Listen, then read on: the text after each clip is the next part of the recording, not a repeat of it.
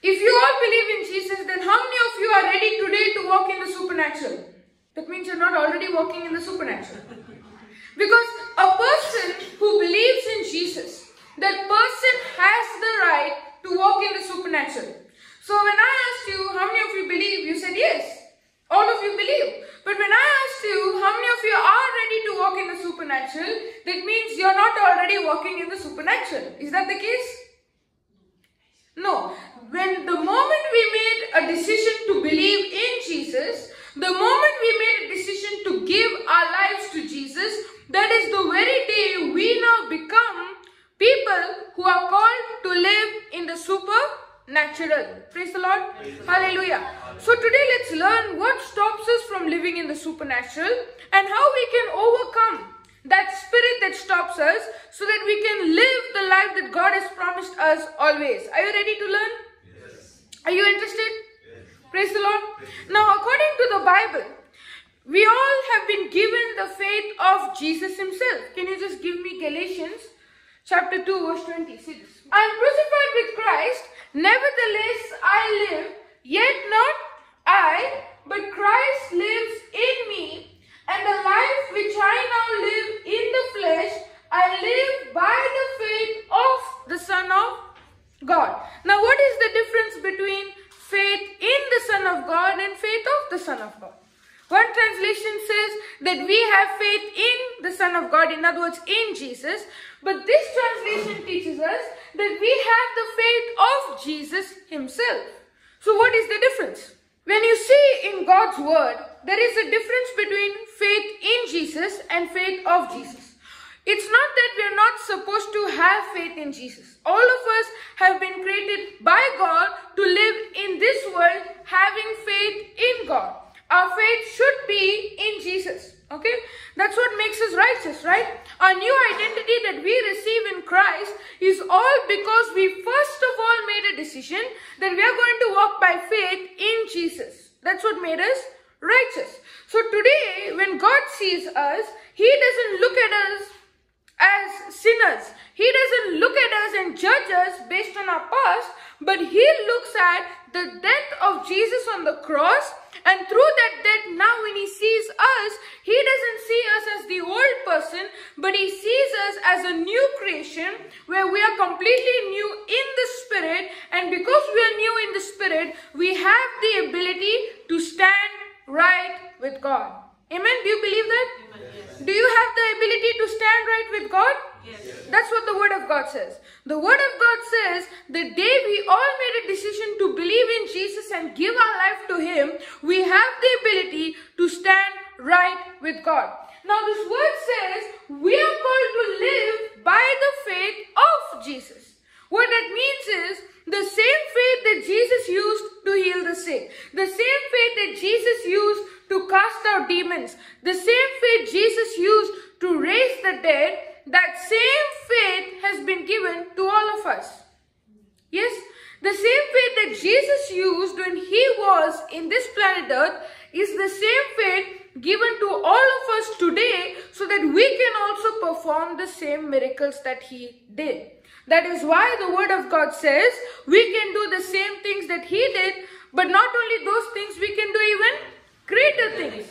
The reason why we can do greater things and the same things that Jesus did is because that ability that gave Him to do those things, that ability that He had called faith, which enabled Him to do those things, that same ability has now been put inside of each one of us, and so today we all have the same ability to do the same things that Jesus did. Now the next question is, okay, if I have the faith of Jesus, if I can do the same things that He did, then why am I not able to? Correct? Do we see ourselves really doing what Jesus did? No, right? Jesus literally walked on the water. Can we see ourselves doing that? In other words, we have the ability, but many times we don't know how to use that ability. See, the word says, now that the life which I live in the flesh, I live by the faith of the Son of God. So in other words, what Paul is trying to say to each one of us is, it's not that I'm not living in this earth. I am. But the life that I'm living in the body right now is a life I am completely subjected and obedient to the Spirit, the Holy Spirit, and because I am obedient to the Holy Spirit, I can now live the life that Jesus lived. So many a times we all have the faith of Jesus, but what we don't know is how to use that faith which has been deposited in us. And the Bible says to use that faith that is deposited in us, we have to come to a place where it's no longer I who live, but it is Christ who lives in me. Yes? Tell your neighbor, Christ lives in you. Now tell your neighbor, Christ lives through you. Christ does not only live in us. He does live in us. But Christ does not only live in us, but now He lives through us. Are you understanding? The people around us, our family, our friends, our relatives, our colleagues, our classmates, they get to experience the life of God because first of all, that same life of God is now living in me. The same word of God is now living in me. So others around me cannot experience Jesus if the word is not in me first. That's what he's saying. Now that I'm crucified with Christ, now that I live in Jesus, people around me can experience the love of God. Why? Because now the life that I live is by the faith of Jesus. So also in our life, many a times we all want to be witnesses of the gospel. We all want to go and share the word of God. We all want to go and preach the truth. But the only way to do it is first of all when we learn to live our lives not through our own human thinking, but to completely surrender and live supernatural lives through the faith of Jesus. Amen? So we are created to live how? Through the faith of Jesus. Now, if we are created to live through the faith of Jesus, but many times as I asked you, you said we don't live that life that God created us to live. Why don't we? The problem is not with our faith, but the problem is there is another spirit that is working in our lives that is blocking this faith from working in us. And do you know what is that spirit? Unbelief. The spirit of unbelief is very subtle. You might not be able to recognize it if you don't have the word. People cannot recognize the spirit of unbelief if you don't have the word in your heart. So many a times, this spirit of unbelief is working in our life, but we don't even know it because we don't know the word. Only when we know the word, our spiritual eyes can be opened to understand where this unbelief is working and how to overcome it. Yes? Praise the Lord. Now there are three types of unbelief. Number one is ignorance. Okay, if you want you can write it down, but I want you to remember this. Number one is ignorance. The first type of unbelief is when we are ignorant to the truth, where we are ignorant to the word of God. Now this is the beginning type. What do I mean by that? We have all experienced it. There are all times where the word was preached to us, somebody came and told us the word, but through our ignorance we neglected it. Yes? Yeah, the word has been given to us, the word has been preached to us. Jesus himself came down on this earth and preached the word for 3 years. Now all those teachings, we have heard it before, but many a times we have ignored it. Correct? We have ignored it. Yes, rejected it. That's what happens to us all the time. Correct? We forget the teaching. We go to church and then we forget. We hear the word and then we don't remember. But what the word is saying is that the word is a seed. And so for a person to really overcome ignorance, the only way is when the seed has first been planted in the heart. Praise God. Thank you, Jesus. So in our life, the only way we can live supernatural, abundant, prosperous lives is number one, when we know and we understand how to conquer this ignorance. Let's see the scripture. Can you give me Ephesians chapter 4 and we'll see verse number 18. Having the understanding darkened, being alienated from the life of God through the ignorance that is in them because of the blindness of their heart. We all have our senses. We all use our senses, correct? When there is a fire, you know I should not put my hand on the fire because because otherwise my hand will get burned. You know it is dangerous. Yes or no? So also, God has given each one of us a spiritual sense which is called as the faith sense. And this faith sense enables us to see, understand, hear spiritual things. Now what are those spiritual things? It is the word of God. Many a times people say this, the word of God is hidden. It's a hidden mystery, correct? The Bible is not hidden from anyone. The Bible is not like a secret hidden from anyone. Rather, God has given the Bible to all His people. Because we are His people, right? Every one of us have the Bible. Yes or no? Yes. On our phones, in our houses, correct? But the Bible is not hidden. But the revelation behind the Bible is hidden to many. And the main reason why the revelation of the Bible is hidden from many is because of the blindness of their heart. There is the evil one who's at work, and he comes, tells us some lies so that we become spiritually blinded. Even though we have this faith sense to see things, but we are not able to see those things because there is a veil in between. Are you understanding? Yes. For an example, let's say there is person A who came in this room to hear the word, and that person is suffering with some sickness in his body. Okay? And that person came and let's say told you that that person has sickness. What do you do? So in other words, you will explain the word to that person. Now, necessarily will that person understand the word? No. But what do you explain the word? You can give any other solution, right? You can say do this, do that, make sure you don't go at this place, make sure you don't go out, make sure you can give many solutions. But if a person came here in this building and asked you, okay, and told you that there's so and so sickness, you give the word. Because you know the power that is in the word. You know that this word is so powerful that if I give the person this word and that person goes and apply, that person will surely get the result. Now what did you do? When you gave the person the word, you are actually walking by faith. So many a times there are opportunities in our life where we need to learn to walk by faith. Many opportunities. But many a times because we ourselves have been blinded, we don't know how to use those opportunities. That's why Paul clearly tells us that he himself is not ashamed of the gospel of Christ, neither are we supposed to be ashamed or shy or fearful of the gospel of Christ. That's why the Bible says God has not given us the spirit of fear, timidity, but God has given us the spirit of power, love, sound mind. So a person who's really walking by faith, that person will never be shy to say the word to anyone. But that person will say that he will take every opportunity he gets to give the word to someone, whether it is in words or actions.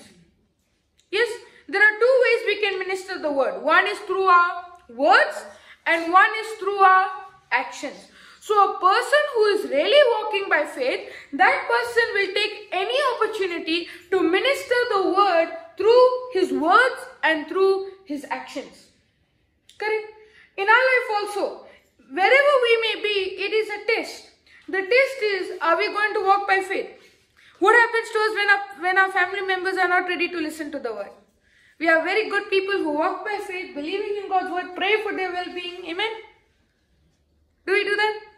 Or do we begin to complain to God and say, God, they're not listening. What should I do? Right?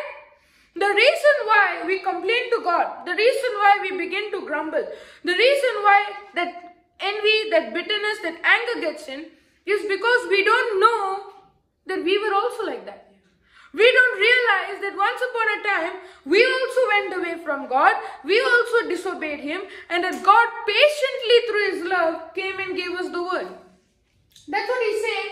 Many a times, we are alienated from the life of God. In other words, we are not able to experience the life of God through the ignorance that is in them.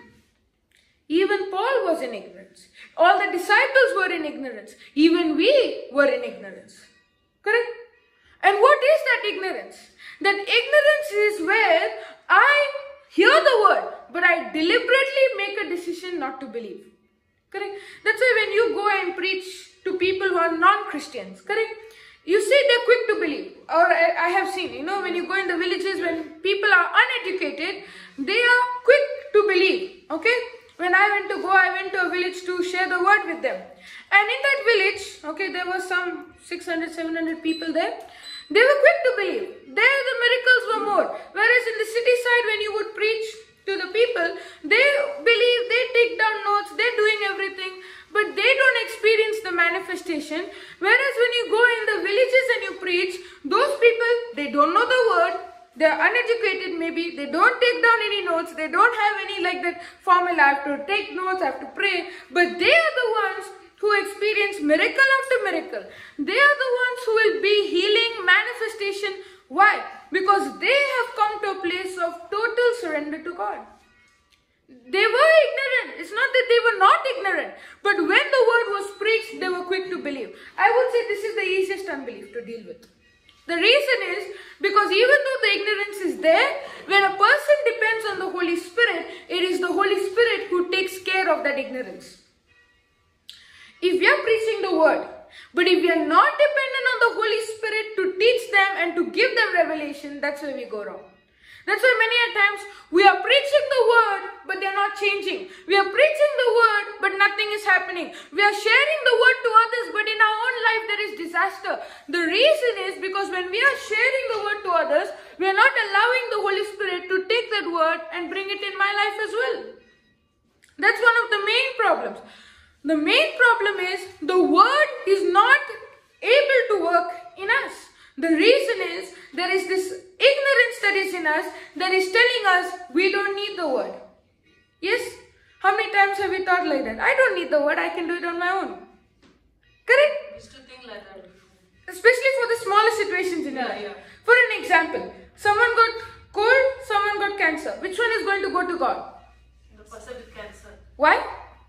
Because that's a big Both are sicknesses. Yeah.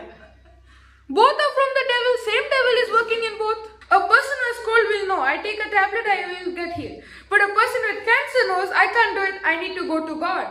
And that's the blindness in our heart, that we think, I can do it, I don't need God. But God is saying, because of our ignorance, we cannot experience the life of God. See, the Bible says, in the beginning was the Word was with God, and the Word was God. This same Word was made flesh. This same Word is the life of God and is the light to all men. So Jesus, this word is the light to all of us. It is the life to our bodies. It is the healing to our flesh. Correct? And so this word, it is the healing. It is the blessing. It is the deliverance. But for that word to take seed in your heart and is going to be planted in your heart, to take conception in your heart and to produce fruit, this word, this life to produce fruit, number one, you know what is needed? For that seed to take conception, how? Only when I water it. Correct? Yes. When I plant a seed, right? Does it get harvest immediately? Can you see the harvest when you plant a seed? No. Then why do you wait? How many of you in the summer planted seeds? Yeah. Now when you plant a seed, on the first day you will get the harvest, right? No. Second day. No. No, you don't get the harvest. But what do? You make a decision to water it every day. Can you see anything? No. Then why waste your water? You'll get more bill. You know that all this effort that I'm spending, all the time that I'm spending to take care of the seed, water it, make sure it becomes, it gets enough sunlight, make sure it gets all the nutrients needed. Now that effort, even though it may look like nothing is changed, you know, surely the harvest will come. Yes? In the same way, when it comes to the word of God also, when I'm confessing, I'm speaking but nothing is happening, I'm studying but nothing is working, I'm praying but God is not answering. It may look like that in the natural. But when I continue to walk by faith, knowing the power that is in the word, that is when I can conquer the ignorance, the unbelief. Amen? Amen. Can you give me 1 Timothy 1:13? Who was before? Now, who's saying this? Paul is saying to Timothy. Many a times people think Timothy is saying this. No, Paul is saying this to Timothy. See what he's saying. Who was before a blasphemer, a persecutor, and injurious, but I obtained mercy. He obtained mercy. Why? Now people read this verse and they think, wow, he was just like me. But they don't read the next verse. See the next verse. And the grace of our Lord was exceeding abundant with faith and love which is in Christ Jesus. So yes, Paul did it ignorantly in unbelief. We stop there. But the next verse teaches us how he overcame this ignorance, how he overcame this unbelief. And how did he overcome it? He overcame it by the grace of the Lord, which was exceedingly abundant with faith and love, which is in Christ Jesus. Now what about us? In our life also, many a times we may not realize that we are in ignorance. But when we study the word and we realize that there is ignorance working, we realize that there is unbelief, one decision that we need to make is that we are completely subjected to the grace of God. You cannot overcome this demonic spirit of unbelief if we don't know how we need to live our life. If we don't know the grace that God has given. Because the grace of God which is given has given to all men. God is not saying, for you I'm giving, for you I'm not giving. Many a times we think God is sitting in heaven with a big table in front of him. And on the table the angels are continuously bringing papers and keeping on the table. And all those papers are prayer requests. And God has two stamps. One says yes, one says no. For some he's stamping yes, for others he's stamping no. That's what we think, right? But in God's word, God does not say he's answering some and not others. The word does not say he's saying yes for some and no for others. God's grace has appeared to all men. The grace to overcome unbelief, the grace to overcome sickness, the grace to overcome the root of every problem in our life has been appeared to all men, all people. But now our job is to learn, understand and tap into that grace, tap into that power to overcome unbelief. How? By faith and love which is in Christ Jesus. Let's say there was a poor man and there was a rich man. Okay? Now the poor man had one desire. In my lifetime, I want to go on a cruise. Okay? He had a desire. I want to go on a cruise. Now the rich man was the friend of the poor man. And so he decided, I will bring his desire to pass. I will pay all that is needed for him to go on a cruise for 15 days. Okay? Understood so far? Now what happened is, this man paid for the ticket, got the ticket and gave it to the poor man saying, this is my gift to you. I want you to enjoy these 15 days of the cruise. The poor man is excited? Yes. Yes. Now finally the day of the cruise comes. Lunchtime, dinner time, he comes to the dining area and he sees big buffets laid out. Yes. Food from every different cuisine laid out and he sees the prices. Now is he poor or rich?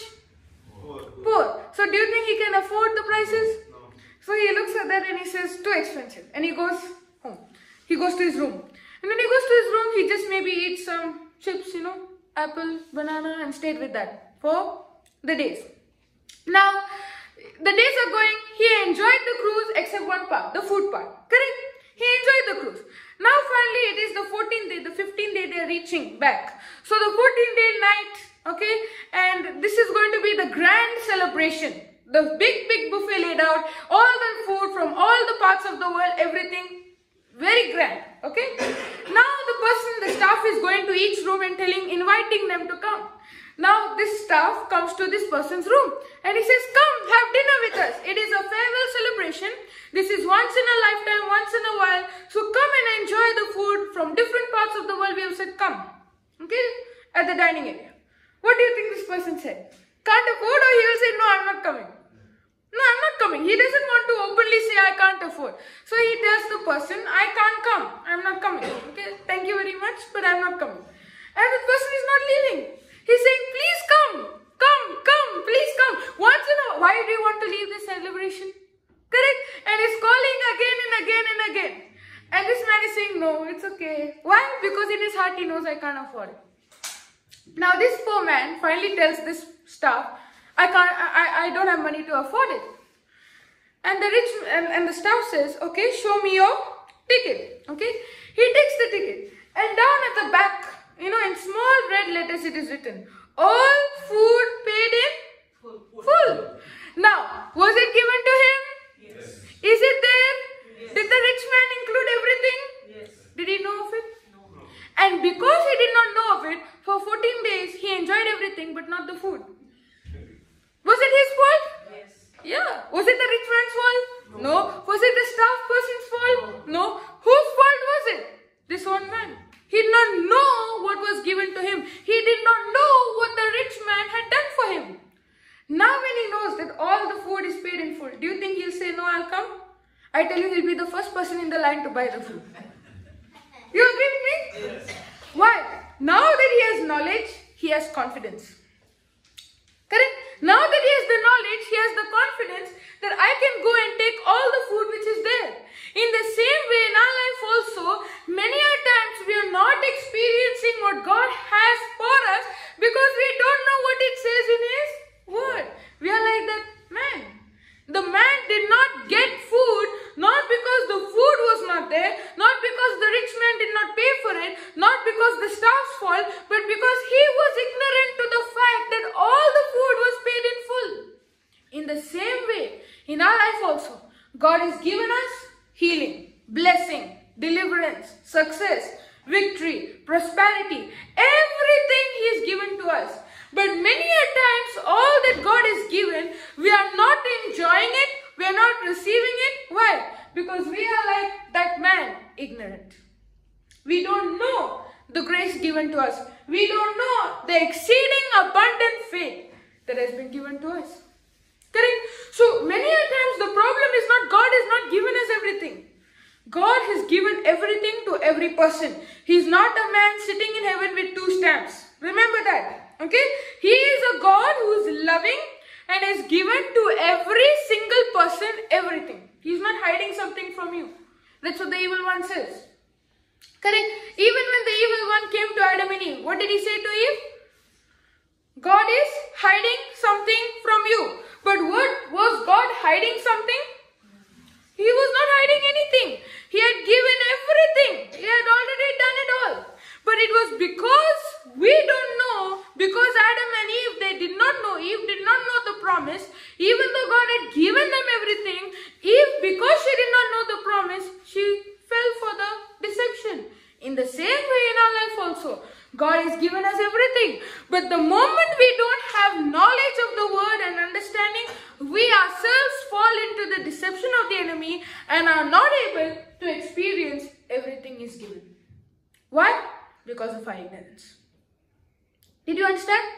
And we see over here in the scripture, He's giving us the answer. He's giving us the way to deal with that ignorance. He's saying to deal with that ignorance, what we have to do is walk in the grace of God which has been given to us. How? Only by exceeding abundant faith.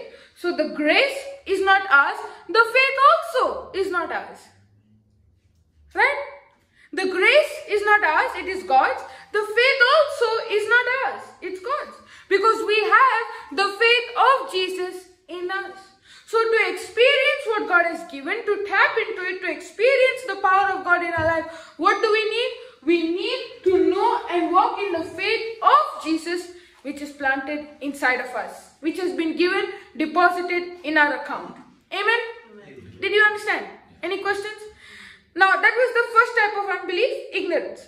The second type of unbelief is disbelief. And disbelief is when we have wrong teaching, when we don't know what God's word says. We have other teaching that doesn't match up with the word of God. Can you give me Philemon chapter 1 verse number 6? That the communication of thy faith may become effectual by of some good things. Some good things, few good things, many good things, every good thing which is in you, which will come to you or which is already in you. So the word clearly tells us that God has already given it to us, which is in us. How? In Christ Jesus. In Christ Jesus. So in other words, every good thing is already in us, but through whom? Through Jesus Christ. Now, the second type is disbelief, where we have wrong teaching. When we grew up, when you were small, okay? Did your parents teach you? Yes. Did you learn things from parents? Yes. Did you learn things from friends? Yes. Did you learn things from the teacher? Did you learn things from TV? Yes. Now all those things that you learned, what did you do with those things? Heard it from one ear, forgot it with the other ear. Yeah? You did not do that. All those things you actually heard, you treasured it. Correct? You even remember it to this day. Now, your life which you are living is based on those things. We live our life based on what we have learned. Correct? The places we go, things we do, the way we speak, the way we talk, the way we act, the way we walk, all depends on the things we learned from our childhood. Yes? Now, many a times, we are learning things not knowing what we are learning is right or wrong. We are not knowing that whether it is right or wrong, whether it's in line with the word of God or not. That's why the word says we have to be careful so that we can acknowledge of every good thing. Not just accept any knowledge. Don't just accept any knowledge, any information. That can be wrong. Don't just listen to what somebody says and accept it. But the word of God says acknowledge good things. In other words, we need to have a filter. And the filter is, I'm not going to allow any and every word, but I'm going to check in my life which word comes from God and which word doesn't come from God. Which words are in line with the word and which words are contradicting to the word. And only when we have that filter, when we check and we make sure that we listen and obey to the word that came from God, that is when we can live by every good thing which is already put in us in Christ. Are you understanding? Did Moses go on the mountain to pray to God? Yes. Yeah. Now, when you see in the Bible, when Moses went on the mountain to talk to God, Moses left everything behind. He left the people behind. He left everything, all his tent, everything behind. He went up on the mountain and he had the fellowship. He even said, if you need anything, talk to Aaron. Don't come to me. In other words, he's trying to say, don't come to me. I'm busy now. Don't come to me. If you need anything, go to him. Now, why was Moses in such a way that he was ready to disconnect from anybody and everything and everyone just to talk to God? What enabled him to have that fellowship? What enabled him to have that relationship? Can you have a fellowship with someone who you don't know? Will you talk to the when you're going down the road, will you see a stranger and say, hello, how are you? What is going on, and speak casually? Why not? God said, love the whole creation. Love everyone because they're also created in the likeness and image of God. Now you will say, yes, I know they're also created in the likeness and image of God. But that doesn't mean you will go and talk to every person you meet on the road. Yes? You'll only talk to those people. You'll only have fellowship with the people you personally know. Yes or no? Yes. So what enabled Moses to have that relationship with God? He knew God. Simple. He knew God. He came to a place where he did not have theory knowledge of who God is, but he had the practical working knowledge of God, where he was one with God, that he was working what God wanted him to do, and he was allowing God to work in him. Correct? So also in our life, many people come and ask, how do I have a fellowship with God? How do I have a relationship with God? The answer is very simple. If I want to have the fellowship with God, first I need to know Him. If God is a stranger in my life, can I have a fellowship with Him? No. But that's what many people expect.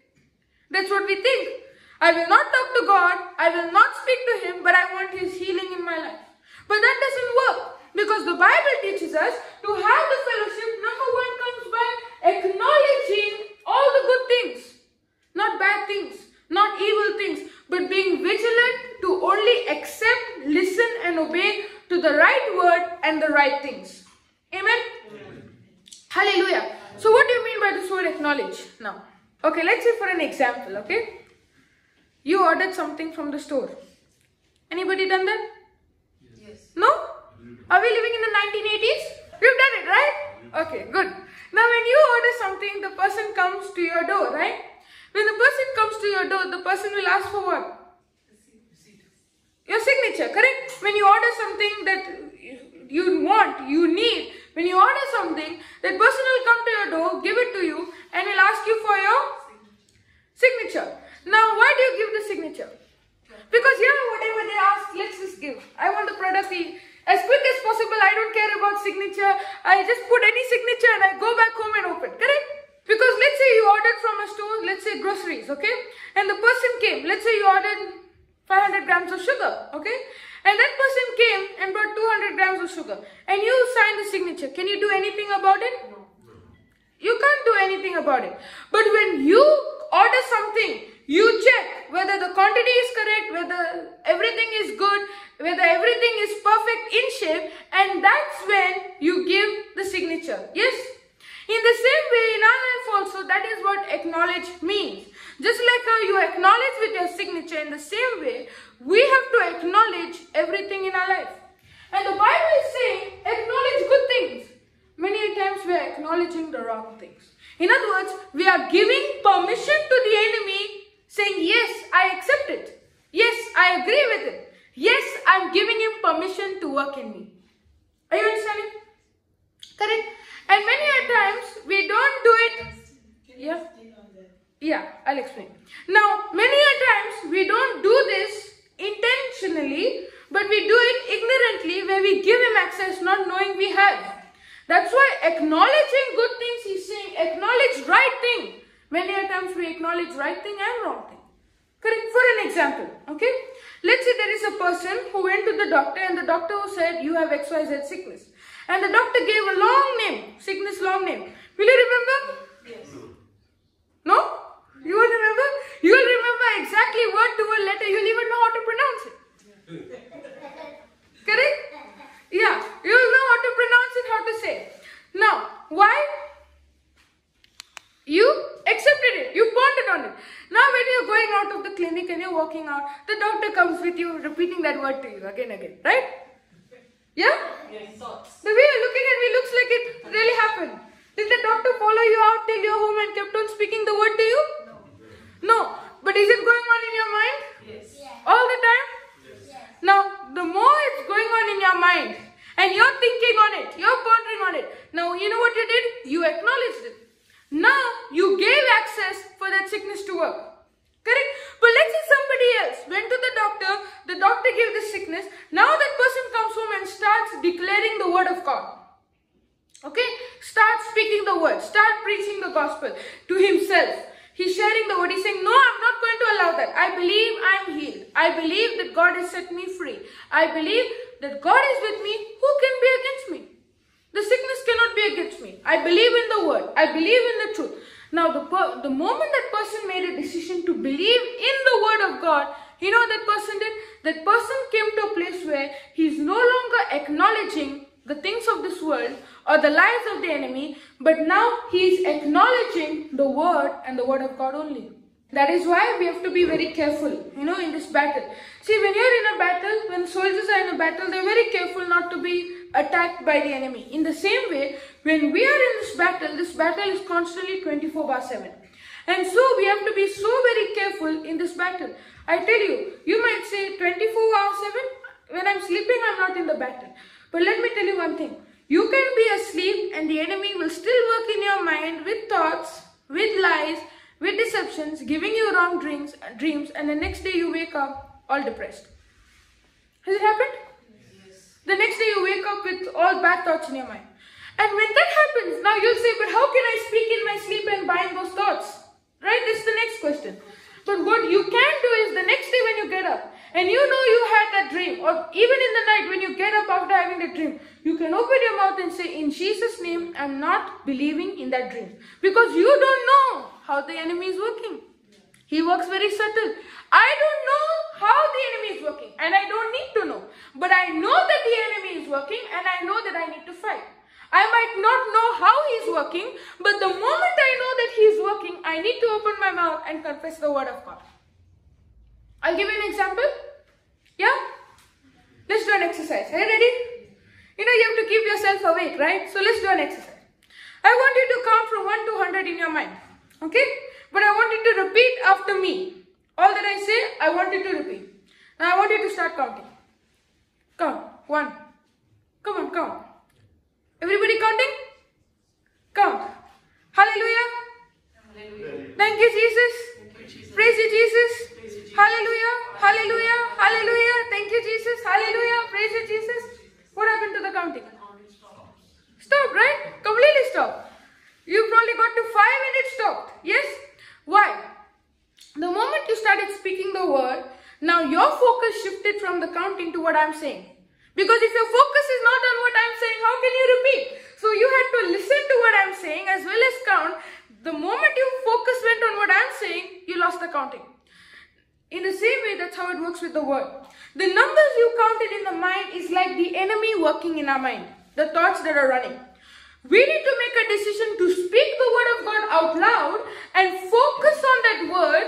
Remember, focus on that word. Only then, now that word will replace the thoughts in my mind. What happens many a times? People are speaking the word. They're speaking the word out of faith. They're speaking the word believing and taking authority. But their focus is not on the word. That is why the thoughts are going, but they're confessing. Are you understanding? I'll repeat it again. Many a times what happens is, people are speaking the word, but their focus is not on the word they're speaking, the focus is on the thought. And because of that, they don't experience that word working in their life. If I really want to shift my focus from the wrong thought to the right thought, my focus has to be on the word. When your focus was on the word, I was saying, your counting stopped. In the same way, when my focus is on the scriptures, when my focus is on the promise He's given me that I'm healed, that I'm blessed, that I'm delivered, the moment my focus is on that word, that is when now I begin to come to a place where that thought has no more power over me. Amen?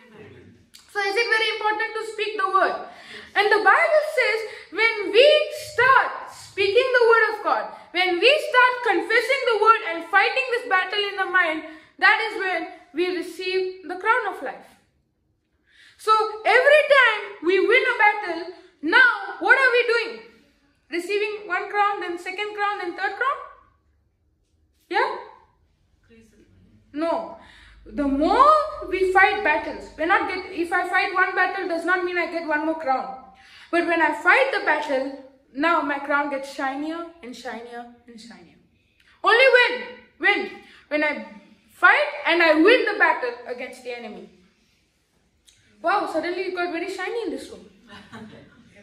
Amen. Are you wearing the crown of life? Yes. Yeah.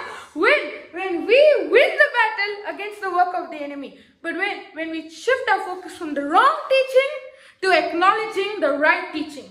From acknowledging the wrong teachings that we learned in this world to now acknowledging the right teachings that we learned through the word of God. Amen. Can you give me Colossians chapter 2 verse number 8. Beware lest any man spoil you through philosophy and with deceit, after the tradition of men, after the rudiments of the world, and not after Christ. So what does this word say? This word says, be careful, be aware, means what? Be careful, be alert, not to allow yourself to fall prey to the enemy through what? Philosophy. See, what is philosophy? A subject in the school that you learned and you forgot. Yeah? What is philosophy? What is philosophy? Everyone got distracted over. What is philosophy? What is philosophy? Come on, talk to me. All of you got sleepy after the exercise. Are you tired? What is philosophy?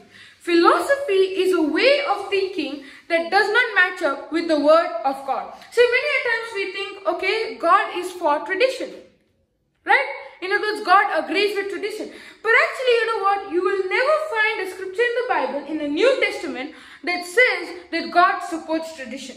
The reason is He doesn't. God does not support tradition. The reason is tradition comes from man. The word of God comes from the inspiration of the Holy Spirit.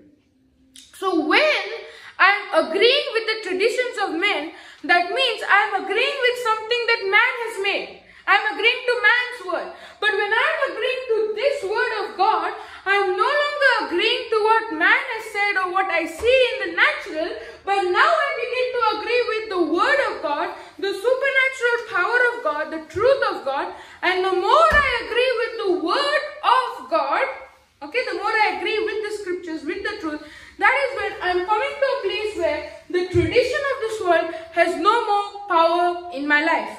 Yes? Praise the Lord. Hallelujah. Now, let's say, okay, from our childhood, you said we learned many things from our childhood. But the word says, if we want to overcome tradition, first of all, the only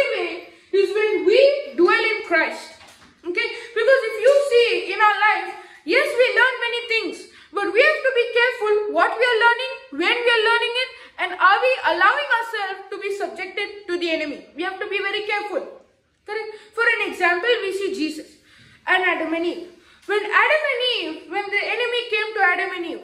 What did Adam and Eve do? They listened to the word, they obeyed the enemy, and so they ended up in destruction. But when the enemy came to Jesus, what did Jesus do? He listened to the enemy and he agreed. He opened his mouth, fought with the word of God, and said, "It is written." Correct? The next time the enemy comes in your life, what are you going to say? It is written. It is written. Tell the enemy what is written. Don't listen to the enemy, but rather you tell the enemy what the word of God says. Did Jesus tolerate the devil for 1 second? No. What did he listen? What did he do? He opened his mouth and he spoke the word. See, Jesus was in the desert, correct? And in the desert, it's very hot, correct? And he was fasting in the desert. When the enemy came, he said, "Turn these stones into bread." That means Jesus was hungry, correct? That's what the Bible says. That means he was fasting from food. He was hungry. But when the enemy came with that thought, Jesus did not tolerate him. He did not listen to him for a second. Rather, the very next second, he opened his mouth and said, "It is written." In our life also the same. It is written. Tell your neighbor, it is written.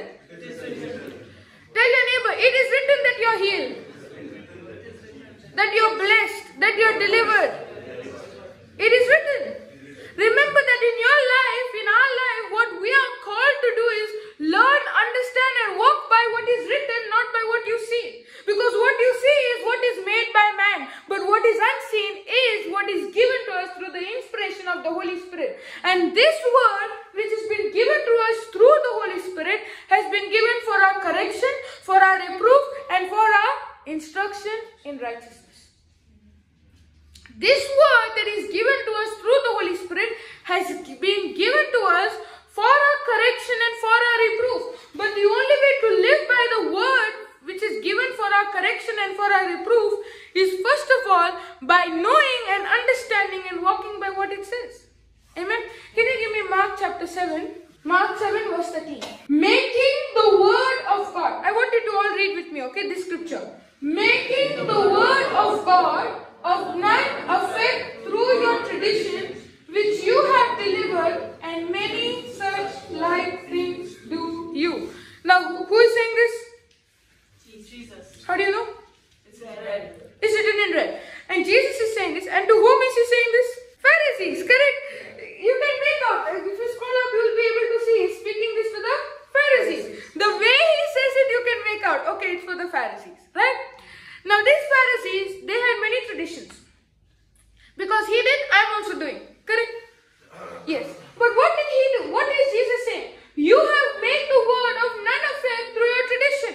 In other words, he's saying, you have nullified the power of the word. You have made it of none effect. In other words, this word cannot work because there is something else in your mind which you have magnified so much that is bigger than God.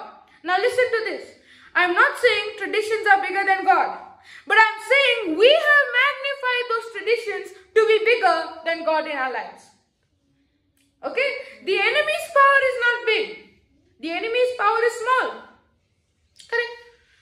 You know, you want the real comparison? It's like you and an ant. Who's bigger? Ant is bigger. Who's bigger? You're bigger. 10 times bigger you can say than the ant. So in the same way, the enemy is like that ant. You're like God. You're created in the likeness and image of God. Now, we are like God. The enemy is like the ant. But many a times, the enemy looks so big in our life because we are looking at him through a magnifying glass. Not a physical one, but in our mind. We have magnified him so much that we are speaking as if we serve a little God and we are facing a very, very big, huge, giant devil. We need to learn one thing. Our faith in the word is stronger than any of the enemy's power in our life. Amen. For an example, we see Shadrach, Meshach and Abednego. Now when we see these three, okay, young boys, they were living where King Nebuchadnezzar was in control, and King Nebuchadnezzar made a very tall statue of himself. It was made out of solid gold, 10 feet tall statue, and he told that whoever is not going to bow down to this statue is going to be put in the fiery furnace. Correct? Is it very clear what Nebuchadnezzar said? Yes. But did Shadrach, Meshach and Abednego obey? No. Did they bow that shows us? Their faith was so strong that it was so stronger, it was much more stronger than a 10 feet tall statue made out of solid gold. Correct? They were ready to be thrown in the fiery furnace, but not kneel down to that statue. Is the enemy stronger in our life, or is our faith stronger? And if our faith is stronger, we will be like Shadrach, Meshach and Abednego, where we will learn that our faith is so strong that we are not going to allow ourselves to bow down to the enemy. Don't allow him, don't give him that chance to work in your life. Don't allow him to take that step and take foothold in your life. Because I tell you one thing, if the devil can take a foothold in your life, he'll push you out and take the whole territory. Remember that. And that is why, just like how when somebody illegally comes into your property, will you allow? No. Yeah, you'll sit there and say, come, I love you, I thank God for you, come and take whatever you want. No. You won't say that. Rather, you will stand so strong because you know it is your right. You have evidence. In the same way, the enemy is also like that. He's like illegally trying to come in and take what doesn't belong to him. Now when he comes, the question is, are we sitting there and looking and watching him like they're watching a movie saying, come devil, take whatever you want. If there is peace missing, let's say you go to your house and precious things in your house are missing. Let's say after holiday you come back and you find precious things in your house are missing. You know one thing, there has been a theft happen. Correct? Did you see the thief? No. Then how do you know there's a theft happened? You did not see the thief. The things are. We walk by faith, not by sight. So you did not see the thief coming in. So you do you do anything? You see things are missing. You did not see the thief coming in, the theft happening. But you see precious things in your house are missing. And the window is smashed, let's say, or the door is broken. Do you know that there has been a theft? Yes. Will it take you even a second to realize? No, you straight away call the police. In the same way, if our peace is missing, if our joy is missing, if our rest is missing, if our health, our wealth is missing, what is that an evidence? That there has been a theft happening. That we are allowing the enemy to illegally come and take what doesn't belong to him. That is why, just like how when you're in your house, you'll never allow a thief to come in. You'll never allow anyone illegally to come in and take what belongs to you. In the same way, we are supposed to stand strong on the word of God, not allowing the enemy to come and take a foothold of our life. And only when we do that, only when we have that kind of faith, only when we believe in the word with that strength, knowing that God has met our needs, that God has taken care of us, only then we will be able to really walk in faith, taking possession of all that God has given me. Amen? Amen. Faith is like your hand to reach from heaven and take all that God has given you. And where is heaven? Inside. Up there? No. Somewhere, I don't know where, but it's up there. It's in our spirit. No, it's in our spirit. Where is heaven? In you. Now that heaven is in you, everything that God has already given is where? In you. In your spirit. But now what you need to learn and what I need to learn and what we all need to learn is that everything that God has given is already there in the spirit. My job is to receive it. My job is to tap into it. My job is to experience it in our daily lives. Amen? Now we saw the two types of unbelief. Third one, you can write down or note it down however you are doing it. Natural unbelief. So number one is ignorance. Number two, disbelief, the wrong teaching, traditions and cultures that replace the word and make it of none effect. Number three, natural unbelief.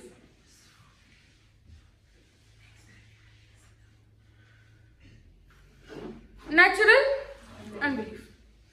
Now, did Jesus walk on the water? Yes. Yes? Yes. Yes or no? Yes. Did Jesus walk on the water? Yes. Now, when Jesus walked on the water, and Peter said, Lord, if it is you, call me, bid me, means command me to come walking on the water. Jesus said, no, that's only my job. No. Only I am supposed to walk on the water, not you, Peter. Did he say that? No. What did he say? Come. One word, come. Did Peter walk? Yes. Did he go? Yes. Does that mean did only did Jesus walk in the supernatural, or Peter also walked? And if Peter also walked, are we also able to walk? Yes. Yes? Yes or no? Yes. If Jesus walked on the water and then Peter came and walked on the water, are we also able to walk on the water? Yes. Yes. Yeah? Yes. So you're going to go to the beach now to walk on the water. Praise God. What do you mean by walking on the water? It means that we are called to live in the supernatural, walking over the head of the enemy, walking over the sickness in our life, walking over the problems in our life. Yes? Yes. Now, Peter began to walk on the water. But then he saw the storm, he saw the wind, and his focus shifted from the word come to the storm. What happened? He said. He said. Started He drowned? Did he drown? He did not drown. He fell, but God did not allow him to drown. There are going to be challenges in our life, but God is not going to allow the challenges to take control of us. Peter began to sink, but Jesus did not allow him to drown. Daniel was thrown in the lion's den, but God did not allow him to be eaten. There are going to be challenges in our life as well, but God is not going to allow the enemy to take control of his children. Do you think God is, as a father, watching his children being taken by the enemy into death? No. How would you feel? If you know your children are being attacked, you would sit there and watch? So do you think God is sitting there and watching us?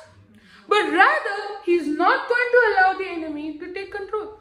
What did he do to Job? He put a hedge of protection around him. What did he do to Cain? He put protection around him. What is he going to do to us also? Even if we are in the desert, even if it looks like we don't know the way out, do you think he's going to allow us to be lost? No. He's put the protection around us. Yes? So now when he began to sink, why did he sink?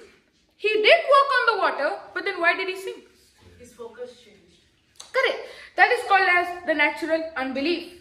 In our life also, it's not that we don't have the word. Okay? It's not that we don't have the word. But many a times it's that even though we have the word, what we see in the physical, what we see in the natural is taking control of us rather than the word of God. That's what is natural unbelief. Where I have the word given to me, but I don't know how to shift my focus to the word. I'm believing the lie and allowing myself to fall into the lies of the enemy, into deception. Praise the Lord. Are you understanding? Yes. So this natural unbelief is main unbelief that we deal in. I would say ignorance and disbelief is before we come to the word. But natural unbelief is something we fall in after coming to the word. It still happens today, correct?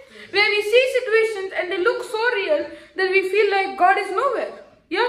But the word teaches us that it's not that God has abandoned anyone. Can you give me Isaiah 54 verse 10?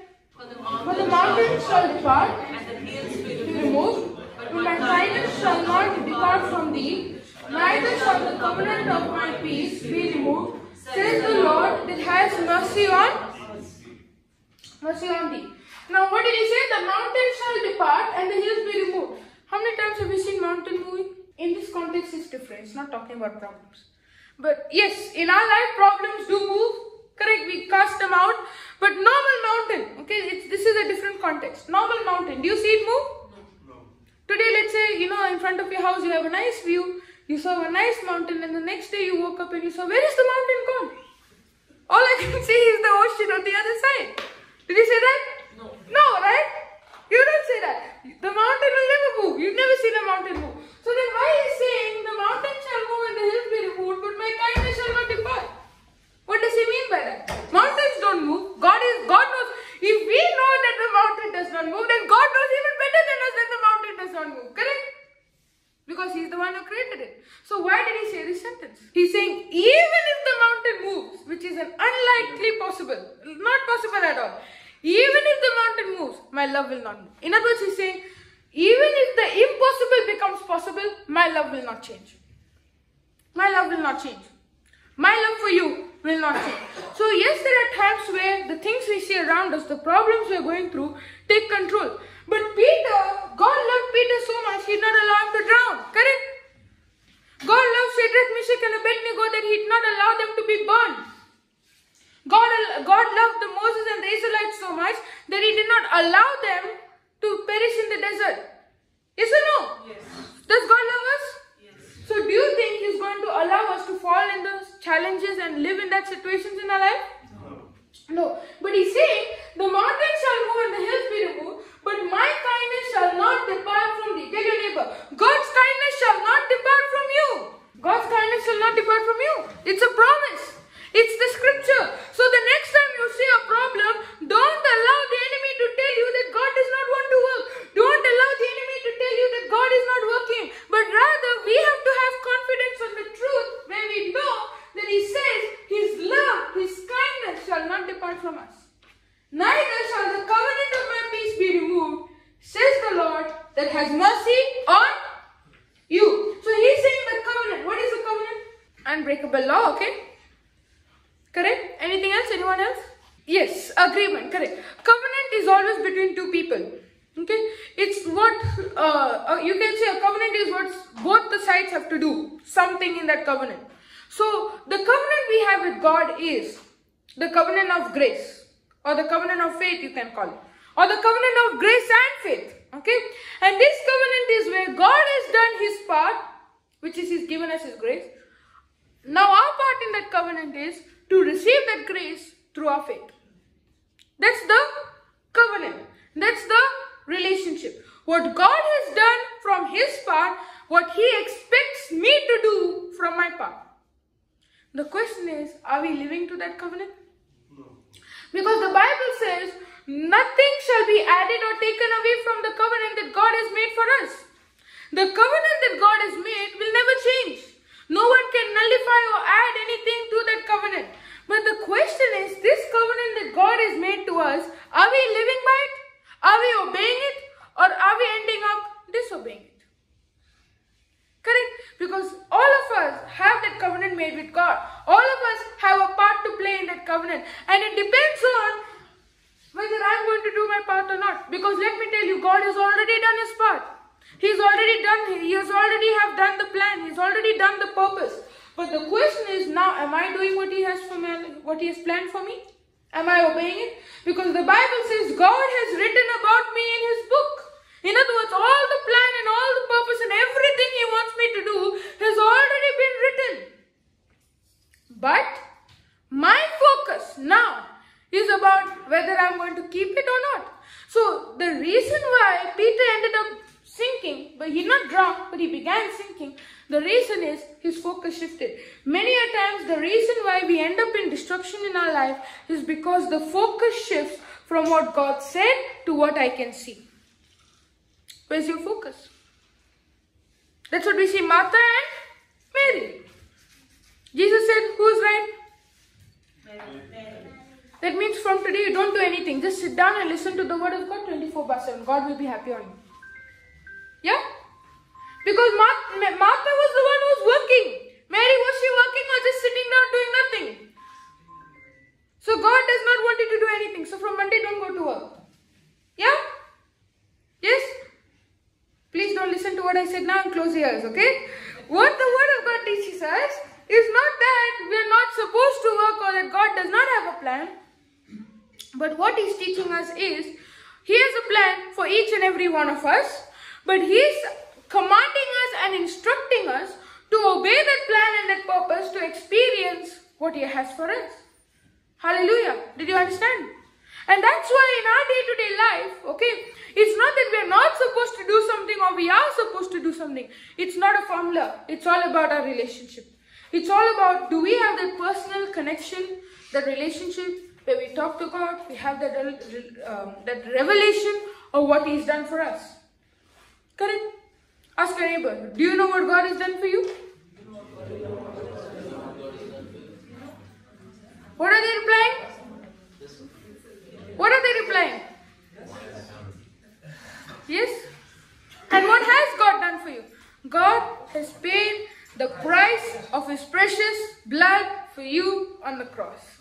He's given up His life.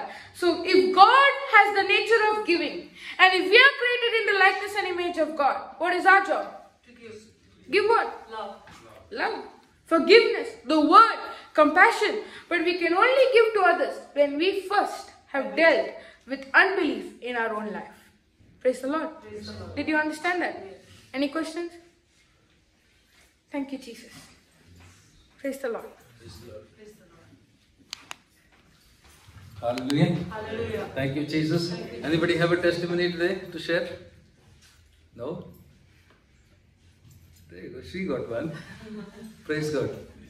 Yeah, so I'll start with the testimony. Okay, we don't have much time, but still. So, we were ministering to a family, and it was a while ago, like, quite this family was attached to us, close to us, and we did minister to them. They were in the Word, and many of us believe for a house sometimes here as well, and this is a testimony of a house. And when they were praying for a house, they came to a place where the landlord asked them to leave the house. Move from there. And it was very hard because they were living in the central, and it's very hard to find a house, and there were many challenges they were going through. And we prayed together, and they were also using their faith. They were also using their faith, responded to the word, and they were also, very actively there in the retreats and stuff. And, last week they gave us a call and said that their mortgage offer is accepted. But what I want to say is, when we spoke to them, the situation what they told us, there was nothing looking right. They were no way close to having an offer received. But that is what God does in our life. That is what God has planned. See, the promised land is already been ready for us. Right? The scripture says, okay, that, unto us was the promise given, but also unto them. Now, who is that them? The Israelites.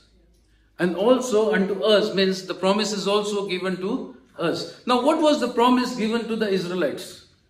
Was that the promise given that one day Jesus will come? Or was their promised land? The promised land. And when they had this promise, everything was already ready and there for them. Yes or no? Yes. Did God give them the promised land and said that you will have to work hard? No. But did they have to do something to get into that promised land? Yes. But did they go enter into the promised land? No. Why did they didn't enter into the promised land? Because of their unbelief. We have learned now what is that unbelief, and they lived their whole life in that wilderness. But are we in a place today, okay, that we are also living in the same place? We are also in our wilderness and not able to enter into the promised land. What is our promised land today? That Jesus has finished everything on the cross. Yes, Jesus has finished everything on the cross. And what do we receive in that promised land? That grace has been made available for us. Everything is kept ready as grace, as a buffet which is laid in, when you go for a function out, the buffet is already laid, right? And when the buffet is laid, okay, is that person who is arranging it will come and serve you, or are we the one who are supposed to go and take what we need? And when we are supposed to go and take what we need, we only take, because a lot of people are looking at us, what we do is, we take very little. But is that been given to you freely? Whatever you want can be taken from them? Yes. The same way, the gospel today has been given to us. The gospel has been given to us, and everything what we need to live on this planet Earth, to live a successful life, to be on this planet Earth, is been given to us. But we have not been in a place, we are not ready to receive what God has for us. I'll ask you a question here. Okay, if you look at your lifestyle, and this is not for me to, say that, I am in this position. But are we, whatever we think, are we living and demonstrating the same life? Or our minds are full of something and we portray ourselves as somebody else? When you sit back, when you are in your place, when you are in your secret place, whatever you think, are you been able to put in front of people the place you work, the schools you go to? Are you the same person in that place, or your thought life or your thinking is completely different from what you actually are? It's different, right? Because you don't share what exactly you're going through. Because there is no transparency. And I'm not saying that you go and open up yourself, but I am trying to say that what God has done to us that He has given us this freedom, are we living a life which is free? Are we living in this freedom, or are we still in a bondage, in a place where we can't express ourselves and we are in this bondage? We are living a cursed life. But Christ is saying that I am the one who has redeemed you from the curse of the law. Can you put Hebrews 4:2? For unto us was the gospel preached as well as unto them, but the word preached did not profit them, not being mixed with faith in them that heard it. Now, why did this gospel which was preached to the Israelites did not profit them? The answer is very clear, that they did not mix with faith. Now, are we all faith people? Yes. Yes. What Christ has done for us today in this planet Earth, what He's done, He's finished everything on the cross. But why can't we receive this in our life? Is because it is not mixed with faith. And what does that mean? What does that mean in our day-to-day life? What I'm trying to say is that transparency, that life, what God has called us to live, are we living that life, or are we in a place where we are something different in our personal life and something different in front of people? Are we all following? Yes. Are you all understanding? And at the same time, okay, when Jesus has finished everything on the cross, okay, when it will profit us what is finished is, we need to mix our faith. We need to believe what He has finished on the cross. And if we go back to the scriptures, can you put Numbers? Yeah. Numbers 13, verse 25 onwards. So here in the scriptures, okay, what you can see is, okay, that the promised land was given to them. And Moses is speaking to the people. And the people are asking, okay, Moses, that we want to spy the land. We want to go and spy the land. And why I'm trying to show you this is because many a times we are also in the same place. We are also doing the same things. And that's the reason we can't enter into this promised land. And here we see. And they returned from searching of the land after 40 days. And they went and came to Moses. Can you put a scripture up? 23. Yeah. And they came unto the brook of Eshcol and cut down from thence a branch which one cluster of grapes, and they bare it between two upon a staff. Now, what do we see from this scripture? Do we see that the land was really flowing with milk and honey? Yes. Why? Because you can see that one cluster of grapes. Did you buy any time grapes in the supermarket? So you take your daughter to bring the grapes, right, home? I always take Aliston. Because we can't bring the grapes home because they are so heavy. No. Yes? Are they heavy? No. No. But here you can see that there was two men who was carrying. And at that time, do you think they was just like us or they were stronger than us? Stronger than us. Stronger than us. And you can see, okay, and they brought it upon a staff, and they brought off the pomegranates and of the figs. That means the land was fruitful. It was really flowing with milk and honey. Everything was already been provided. Now, what they were supposed to do to receive these things? Were they supposed to be in the wilderness? What is a wilderness actually? Anybody knows what is a wilderness? Our problems. Praise God. Wilderness is a place where you don't know how to come out of it. Wilderness is a place, yes, as he said, problems. We are in a situation, we are in a pit, in some place or some area of our life that we don't know which way out. How do we come out of this situation? And this is the place we are in. But here, okay, you can see, okay, that the land was already been given to them. And how we know that that land was already given to them? Can you put Deuteronomy chapter 1 verse 8? I want to show you so that it is scripture based. Behold, I have set the land before you. Go in and possess the land. Now who is speaking this? God is telling them, behold, okay, I have set the land before you. Go in and possess the land. Now what is God telling us? Go and possess the land. A promise has been given to us as well today, right? Are there promises given to us? Yes. We are redeemed from the curse of the law. Right? Yes. My God shall supply all my needs according to His riches in glory by Christ Jesus. By the wounds of Jesus I am already healed. All these promises are given to us. But are we faithful to these promises? Are we ready for these promises to be received in our life? Or are we like this people, okay, where they're asking Moses that they want to go and spy the land? When they spied the land, what did they find? Did they find good things or bad things there? Can we go back? Only 2 spies were, yes, and the rest was all frightened. Now, why they were frightened is because of what they saw. Now, they did see good things, okay, at the same time, they said they saw giants, they saw other things which scared them. But were the cities built?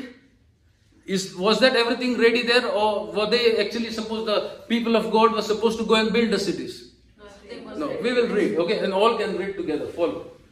And they came unto the brook of Eshcol, and cut down from thence a branch, with 1 cluster of grapes, and they bare it between 2 upon the staff, and they brought of the pomegranates and of the figs.